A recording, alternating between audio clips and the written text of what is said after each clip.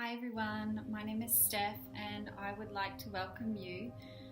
Today I'm going to share with you on the topic of this shift in consciousness that we are going through at the moment and how it translates into education. Everything that we need is within us, and so in order for us to live a happy life, we need to be in touch with ourselves. We need to be in touch with what we feel inside ourselves and be in touch with what it is our message is and what it is we have to give to the world. This connection with our true nature translates into education as well. We have been told through education that if we work harder, if we become better, if we get better results at school, that our external world will be better, that we will be happier, that we will be more successful, and ultimately that will make us happier. It's not true. It's false. Because we will strive for more, to be better, to be more than what we are for ongoing years and years and years we can spend doing this. And still, we come to a point where we realize it doesn't matter how much money we have, it doesn't matter how much success we have, it doesn't matter how many houses we have, it doesn't matter how many cars we have, we are still unhappy. And so we need to come to a sense of inner contentment of where we are now, to acknowledge that it's okay for me to be exactly who I am in this moment without needing to be smarter, more successful, have better relationships. It's up to us to bring the attention back to the self, acceptance of where we are now, acceptance of self. Now, instead of putting pressure on children and young people to strive to achieve more, instead help them to come back to themselves, help them to learn to accept themselves, help them learn how to acknowledge their internal world, their emotions, their thoughts, help them to learn that what they want to create a life that is of happiness and of joy, that they need to learn how to have a deep sense of acceptance of who they are, their gifts, their talents, instead of trying to mold them into being somebody that we expect them to be. Whether that's, you should be a lawyer, you should be a teacher, you should be a doctor so that you can make money. This is not the right approach.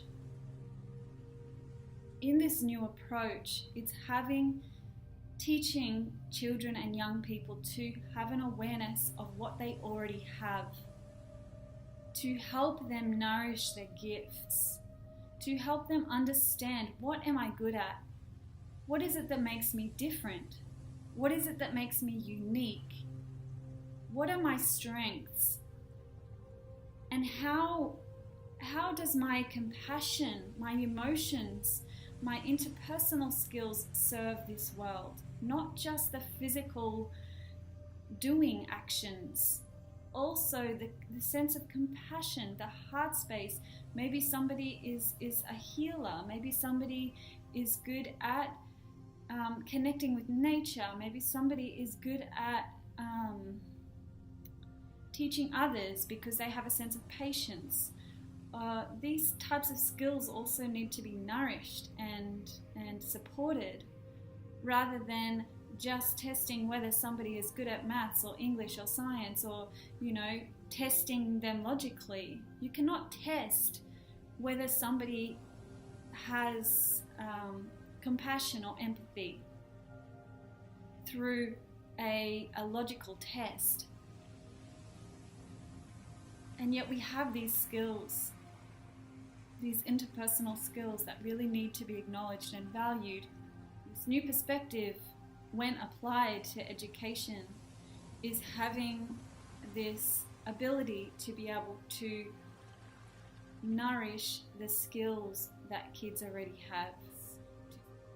It's a supporting energy as opposed to a pushing energy, expecting putting pressure, putting expectations on somebody to be somewhere else.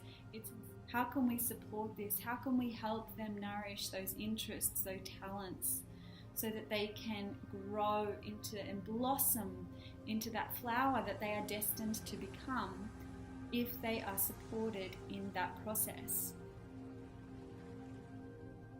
This is very different to the way that most schools run now. It is very different to the way that society operates. Society operates very much based on this conformity system where we push people into being a certain way, into a box, so that they will fit into a certain system or a certain structure.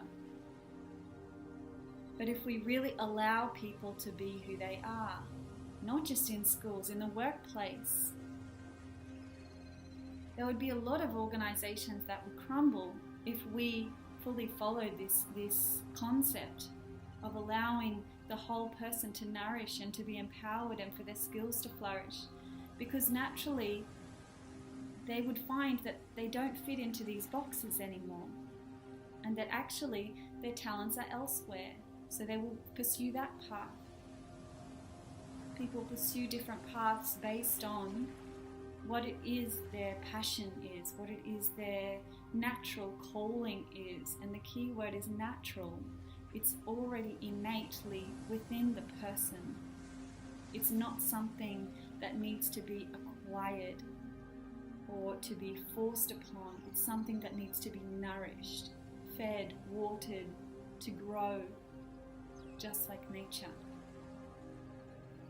So this is the shift that we are going through right now in our evolution, in our society, in our world, is how do we come back to our true nature?